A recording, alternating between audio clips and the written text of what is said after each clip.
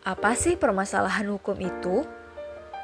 Permasalahan hukum adalah setiap persoalan, konflik, atau situasi yang muncul karena adanya pelanggaran terhadap aturan hukum, ketidakjelasan penerapan hukum, atau ketidaksesuaian antara tindakan seseorang ataupun kelompok dengan ketentuan hukum yang berlaku. Nah, apa aja ya contohnya kira-kira?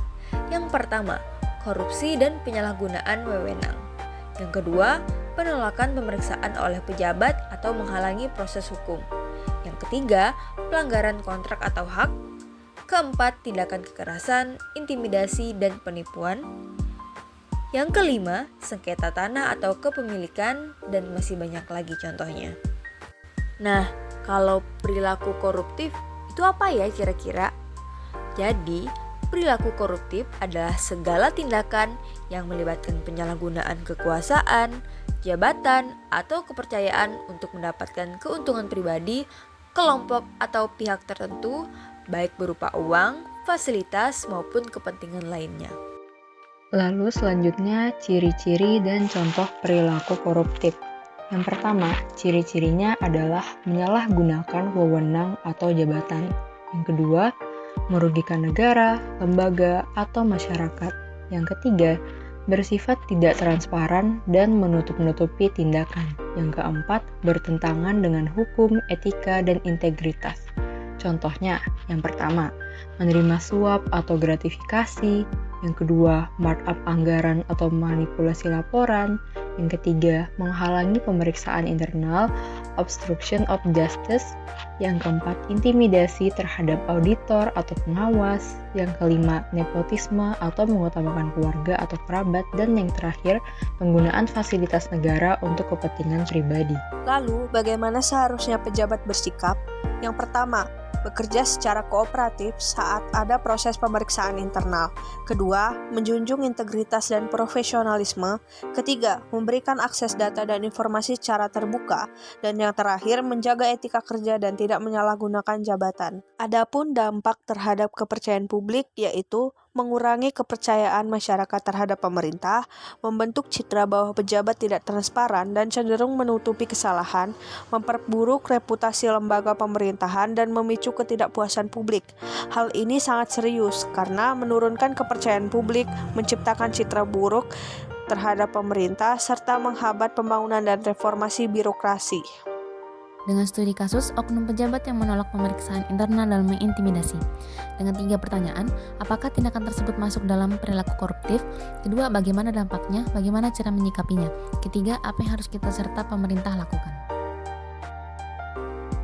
Assalamualaikum warahmatullahi wabarakatuh. Saya Alia Atika Putrizani, bisa dipanggil dengan Alia dari BKP 23 dan bersama rekan saya narasumber. Saya Ganjar Ananta Putra dari Perkapalan Angkatan 2023 sebagai narasumber pada sesi sore ini. Oke, jadi saya akan bertanya mengenai beberapa pendapat kepada Anda. Nah, yang pertama, menurut Anda bagaimana sih cara masyarakat itu bisa percaya pada pemerintah yang pernah melanggar peraturan? Contohnya seperti korupsi. Oke, itu sebenarnya pertanyaan yang cukup berat sih dijawab. Cuma kalau menurut saya sendiri ya kita di Indonesia ini udah marak lah terjadi korupsi maupun dalam skala besar maupun skala kecil. Nah, jadi salah satu cara bagaimana masyarakat itu bisa memiliki kembali kepercayaan terhadap pemerintah adalah kita menunjukkan yang adanya transparansi serta pemberantasan total terhadap korupsi. Kita bisa mulai dari korupsi yang kecil, contohnya seperti di wilayah kota ataupun di kecamatan, karena kan kita nggak bakal tahu ya siapa banyak korupsi. Jadi transparansi itu bakal diajukan kepada masyarakat, apalagi contohnya ini lagi ada yang saya tahu itu jembatan di Yogyakarta ke progres jembatan baru yang menghabiskan sekitar 860 miliar rupiah. Ya saya sih ngeliat sih bagaimana bentuk jembatannya oke, cuma karena saya bukan dari orang teknik sipil, cuma saya agak kaget karena mendengar harga yang cukup wow, yaitu 860 miliar rupiah untuk membangun sebuah jembatan. Karena saya nggak tahu bagaimana kondisinya, cuma saya rasa itu patut dicurigai karena sangat memakan biaya yang sangat besar. Jadi bagaimana solusinya adalah kita mentransparansikan apa uang yang digunakan dan juga RAB serta yang lainnya kepada masyarakat. Jadi masyarakat ini percaya kalau bahwa korupsi itu ada data-datanya serta keperluan-keperluan itu di RAB itu dapat dijelaskan dari pemerintah kepada masyarakat. Itu menurut saya. Oke, kita lanjut ke pertanyaan kedua. Menurut Anda bagaimana sih sikap seorang pemerintah itu seharusnya sewajarnya itu bagaimana? Ini juga cukup oke sih, karena kemarin juga saya ikut demo ya di depan DPRD Kota Balikpapan bersama rekan-rekan mahasiswa lainnya. Kalau menurut saya bagaimana cara pemerintah untuk menyikapi masyarakatnya adalah yaitu mengadakan apa ya, kalau saya bahasakan itu kayak apa namanya, mimbar terbuka. Jadi di situ kita mengundang masyarakat dan juga mengundang aspek-aspek dari pemerintahan, dari wali kota ataupun bupati.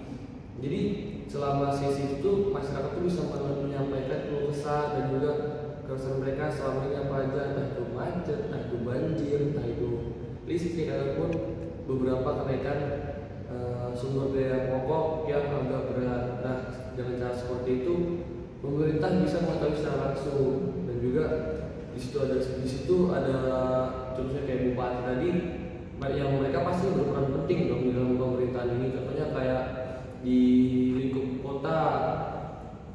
Lalu untuk lingkup nasional seperti apa? Kalau untuk lingkup nasional sendiri kita mempunyai program-program televisi seperti TVRI dan lain-lain. Nah, bisa aja dari pemerintah kota NRI ini, dari pemerintah negara Republik Indonesia ini membuat sebuah pertemuan yang dimana mereka itu melemparkan aspirasi-aspirasi masyarakat kepada pemerintah, dan hal itu akan dilangsungkan secara online serta disiarkan melalui media-media televisi ataupun media sosial lainnya, dan dimana seluruh rakyat Indonesia bisa tahu bahwa pemerintah ini benar-benar menaungi masyarakatnya, bukan berarti semena-mena menginjak-injak masyarakatnya. Ya jangan seperti apa ya, jangan seperti itulah, saya beda ngomongnya. Saya rasa sih seperti itu untuk pertanyaan kedua jawaban saya. Kita lanjut ke sesi pertanyaan terakhir. Menurut Anda sebagai masyarakat, bagaimana sih cara kita merespon keadaan pemerintah yang seperti itu? Seperti itu nih konteksnya seperti apa nih? Pemerintah yang melanggar peraturan, yang korupsi dan sebagainya. Menurut Anda, bagaimana cara kita sebagai masyarakat tuh menyikapi hal itu? Kalau menurut saya sendiri ya, jujur saya juga almarhum mbah saya, kita dari keluarga agak kurang lah, mbah saya cuma tukang ojek, dan di situ saya juga sempat rasain gimana susahnya kehidupan. Terus bagaimana cara kita menyampaikan rasa ini kepada pemerintah. Memang yang pertama itu saya sebagai masyarakat kecil itu enggak apa ya, susah kita bersuara, karena mohon maaf ini ya teman-teman ya, yang saya rasakan sendiri memang kalau masyarakat kecil lalu mengikuti hal seperti itu kayak kadang suaranya nggak didengarkan. Oleh karena itu pada saat kondisi tertentu, pada saat masalah ini sudah mencapai puncaknya, masyarakat melakukan demo. Sebenarnya demo ini tuh bisa jadi positif ataupun negatif. Kalaupun positif ya berarti pendapat-pendapat dari masyarakat ataupun aspirasi dan juga keresahan masyarakat itu dapat tersampaikan secara langsung kepada pemerintah. Nah, yang negatifnya adalah jika terjadi kerusuhan pada demo tersebut. Kalau bagaimana cara kita menyikapinya atau menyampaikannya, ya mau gak mau dari pemerintah harus turun langsung kepada warga-warganya. Jangan semena-mena mereka yang mempunyai jabatan ataupun kedudukan yang tinggi, tapi mereka melupakan bahwa warga itu sengsara. Jangan sampai seperti itu. Jadi dari POV saya ya, memang dari kita tuh udah mau mohon, dari masyarakat itu pasti udah mau mohon. Namun dari pemerintah sendiri itu memang harus memiliki rasa saling peduli lah. Kayak Bapak nih yang menaungi Kota Balikpapan, sedangkan kami yang menghuninya. Jadi gimana pun juga Bapak harus mempertanyakan bagaimana keadaan rekan-rekan ataupun masyarakat Kota Balikpapan ini namanya. Dengan cara seperti itu kita kan bisa contohnya kayak banjir yang nggak pernah habis, dan kebakaran juga, itu kan salah satu isu lah. Apalagi Kota Balikpapan tuh kita lihat tadi jalan di depannya Gacoan, Jalan Sultan Yono ya teman-teman ya. Jalan itu meskipun sudah diagendakan pelebaran jalan jalan yang emang sekarang bentukannya bagus. Cuma kalau sudah hujan, di sana tuh masih belum bisa menampung beratnya atau besarnya volume dari air hujan. Jadi saya rasa itu kan kurang efektif. Mungkin kita bisa, masyarakat di MP Haryono yang terkena banjir mungkin bisa menyampaikan kepada pemerintah langsung, ataupun kembalikan juga bisa dari pemerintah turun secara langsung pada saat banjir, dicari tahu mengapa dan kenapa terjadi banjir ini, dan juga itu memberikan apa ya, kami sebagai masyarakat kecil itu kami respect lah terhadap beliau yang sudah turun ke jalan dan peduli terhadap rakyatnya sendiri. Jadi dengan cara seperti itu dari pemerintah ini mendapatkan kepercayaan masyarakat kembali. Bukan berarti kita ini nggak percaya, tapi kita tuh ingin percaya. Cuma apa cara mereka yang dapat membuat kami percaya? Seperti itu kira-kira dari saya. Untuk sesi pertanyaan ini sudah berakhir. Sebenarnya terima kasih banyak untuk sesi Sama-sama. kita bisa akhiri. Assalamualaikum warahmatullahi wabarakatuh. Terima kasih. Oke, sebelumnya saya Alia Tika Pujani, bersama dengan Ale dari DKV Angkatan 2023. Bersama narasumber saya di sini, bisa perkenalan dulu, Mas? Nama saya Iwan dan pekerjaan saya sebagai pekerja. Ya, izinkan saya untuk bertanya mengenai beberapa pertanyaan. Yang pertanyaan pertama, menurut Pak sendiri, bagaimana sih kita sebagai masyarakat ini bisa percaya kepada pemerintah jika pernah melanggar peraturan seperti korupsi? Dalam semua, kalau saya sendiri adalah dalam diri saya pribadi, saya sudah tidak terlalu percaya dengan pemerintah karena apa? Dan banyak yang dilanggar. Kalau mereka mau kita percaya lagi, ubahlah diri mereka. Lanjut ke pertanyaan kedua, menurut Pak sendiri, bagaimana sih sikap seorang pemerintah itu yang sewajarnya dan seharusnya? Kalau memang pemerintah wajib melihat masyarakat di bawah, lihat masyarakat yang miskin. Jangan sewenang-wenang kalian mempunyai jabatan yang sewenang-wenang. Jangan kau buat jabatan itu sebagai injakan kamu menginjak orang bawah. Kita lanjut ke pertanyaan terakhir, menurut Pak sendiri sebagai masyarakat, bagaimana cara kita merespon pemerintah yang pernah melanggar peraturan? Saya tidak bisa. Saya tidak bisa merespon karena apa? Saya sudah tidak percaya dengan pemerintah dengan korupsi.